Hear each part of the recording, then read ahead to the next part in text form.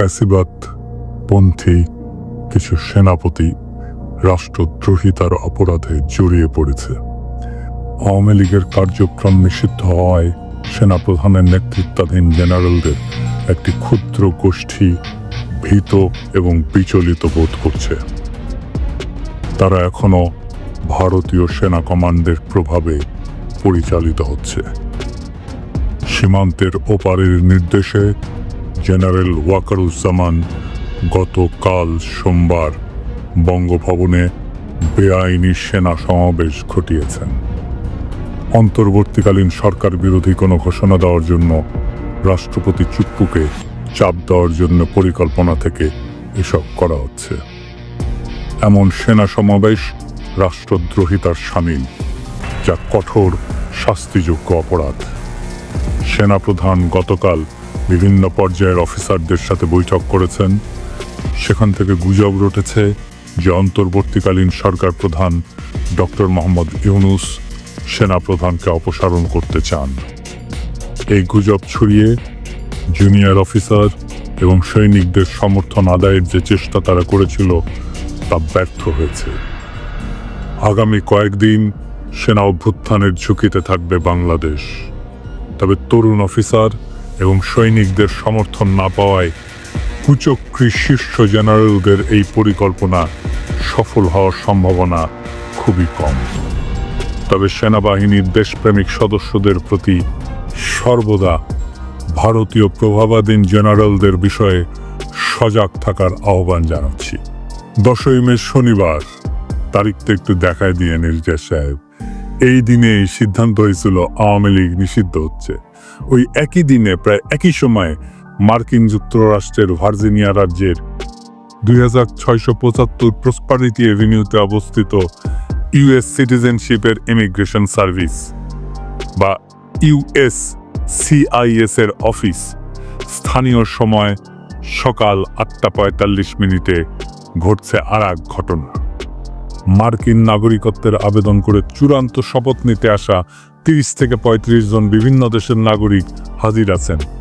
Immigration কর্মকর্তারা দেশভেদে যারা উপস্থিত তাদের নাম ডাকছিলেন। প্রথমে কয়েকটি দেশের নাম ডাকার পর ওই দেশগুলার আমেরিকান নাগরিকত্ব পাওয়া ব্যক্তিরা দাঁড়ায় তাদের উপস্থিতি নির্দেশ করেন। এরপরেই আসে বাংলাদেশের নাম। বাংলাদেশের নাম ঘোষণার পরে 3 জন নাগরিক দাঁড়ায় তাদের উপস্থিতি নিশ্চিত করেন। এই 3 জনের মধ্যে 2 জন সাধারণ বাংলাদেশি নাগরিক হইলেও একজন অত্যন্ত আশ্চর্যজনকভাবে দক্ষিণ এশিয়ার একটা দেশে জয় বাংলা হয়ে যাওয়া এক মাফিয়া ডাইনির সন্তান। হ্যাঁ, ঠিকই ধরেছেন, আমি 5,500 বিজ্ঞানী জয়ের কথা কইতেছি। গত 10ই মে মার্কিন নাগরিক হিসেবে শপথ নিছে জয়। কার্ল রানির পুত্র জয় আমেরিকার সংবিধানকে সমুন্নত রাখার শপথ নিছে। আমেরিকান সংবিধানের প্রতি আনুগত্য প্রকাশ করে শপথ নিছে। ওই যে কুত্তা নিয়ে বসে থাকে না, ওইটা কুত্তাটা গলে সুন্দর আছে। বাংলাদেশের মিশন সমাপ্তি ঘোষণা করে নাকে খত দিয়া আমেরিকান সিটিজেন হইলেন 5,500 বিজ্ঞানী। আওয়ামী দালালিয়ার দ্বিমুখিতার স্বরূপ দেখেন। সারাদিন আমেরিকা গালি দিয়া নিজেই মার্কিন নাগরিক হলো হাসিনার গুণধর পুত্র। এই দেখেন নাগরিকত্ব গ্রহণ অনুষ্ঠানের শপথ অনুষ্ঠানের অ্যাপয়েন্টমেন্টের ছবি। আমার কাছে ওই অনুষ্ঠানের কিছু এক্সক্লুসিভ ছবি এবং ভিডিও আসছে। এইবার দেখুন এক এক করে ভিডিওগুলা। Did I miss it? Excuse me, did I miss anybody? I understand. Okay. All right. Like I said, I'm going to be watching. I'd like to do.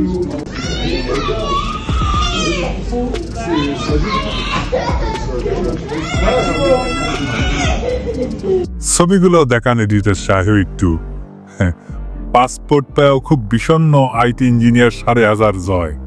Curl রানির পুত্র আর এক নমরুদের নাম জয় খুবই প্রতীকী আওয়ামী লীগের বিজয়।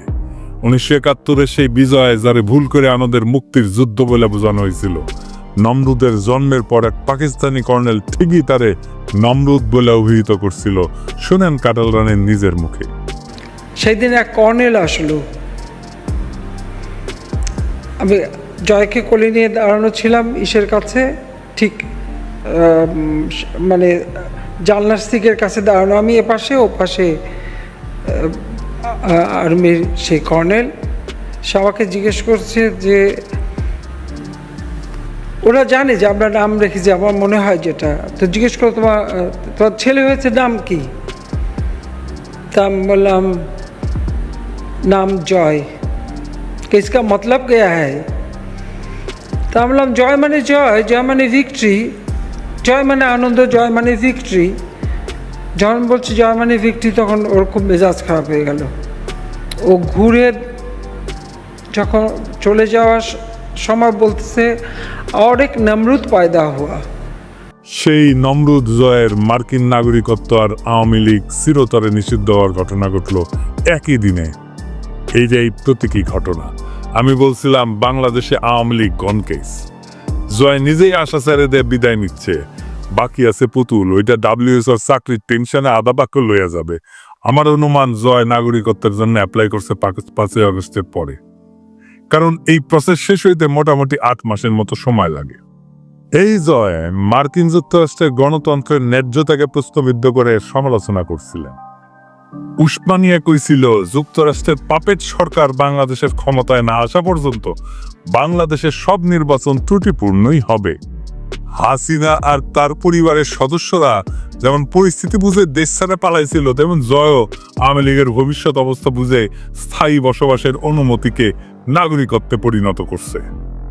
মানব জমিনে গত ডিসেম্বরে নিউজ করেছিল শেখ হাসিনা জয়ের বিরুদ্ধে বাংলাদেশ থেকে $300 মিলিয়ন যুক্তরাষ্ট্রে পাচারের প্রমাণ পাইছে FBI। তারপরে নাগরিকত্ব পাইল। ইন্টারেস্টিং ব্যাপার বটে। এখন আমরা দেখবার চাই আমেরিকা কি করে তার নতুন নাগরিককে নিয়ে। নাকি $300 মিলিয়ন লোভ ছাড়তে পারে না আমেরিকা। আওয়ামী লীগ যে ফিরে আসবে এই আশা জয় নিজেই ছেড়ে দিচ্ছে।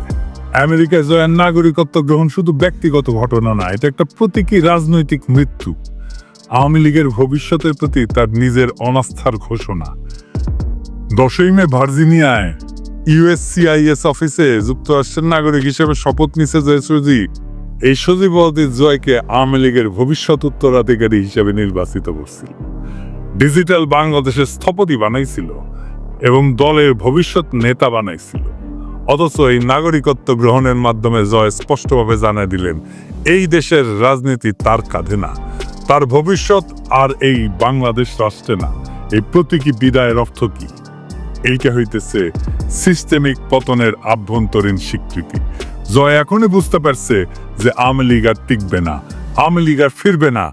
সে তাই দায়িত্ব থেকে নিজেকে সরাই নিচ্ছে, কেবল বিদেশে সেফ এক্সিট নিশ্চিত করছে। 2 নাম্বার, রাজনৈতিক উত্তরাধিকার ত্যাগ করলো। শেখ হাসিনার মৃত্যুর পরে বা ক্ষমতাচ্যুতির পরে কে আওয়ামী লীগের নেতৃত্ব দেবে এই প্রশ্নের সরকারি উত্তর ছিল জয় নিবে। কিন্তু নাগরিকত্ব গ্রহণের মাধ্যমে সেই ভবিষ্যৎ সে নিজেই বাতিল করলো। এটা শুধু দায়িত্ব এড়ায় যাওয়া না, এটা আওয়ামী লীগের ভবিষ্যৎ টোটালি বন্ধ হয়ে যাওয়া। 3 নাম্বার, নেতৃত্বহীনতা এবং বাঁচার লড়াই। এখন যেটা চলতেছে তা আওয়ামী লীগের সার্ভাইভাল মোড সিস্টেম ধরে রাখা, মানে শুধু বেঁচে থাকবে কোনো মতে। হাইব্রিড নেতাদের দিয়ে আপোষ এবং যতটা পারা যায় সময় কেনা, টাইম পারচেস করা। পুতুলকে সামনে রেখে WSA-তে ঢোকানোর চেষ্টা তারই অংশ। আপনি এই ঘটনাকে তুলনা করতে পারেন সোভিয়েত ইউনিয়নের কমিউনিস্ট নেতাদের পরিবারের, বিশেষ করে আমেরিকায় স্থায়ী হওয়ার ঘটনার সাথে। জোসেফ স্ট্যালিন বিখ্যাত নেতা, রাশিয়ান নেতা, তার নাতনি ক্রিস ইভান্স এখন থাকে পোর্টল্যান্ডে ও ওরিগনে যুক্তরাষ্ট্রে। এটা ছোট অ্যান্টিক দোকান এবং ভিন্টেজ দোকানের মালিক। তার মা শেতলানা আলিলুয়েভা একমাত্র কন্যা স্ট্যালিনের, সেও আমেরিকায় থাকতো, মারা গেছে 2011 সালে। সের্গেই ক্রুশ্চেভ, নিকিতা ক্রুশ্চেভের পোলা, এখন সে ব্রাউন ইউনিভার্সিটির ওয়াটসন ইনস্টিটিউটের সিনিয়র ফেলো, আমেরিকাতেই বাস করতেন। 2020 সালে মারা যায় সের্গেই।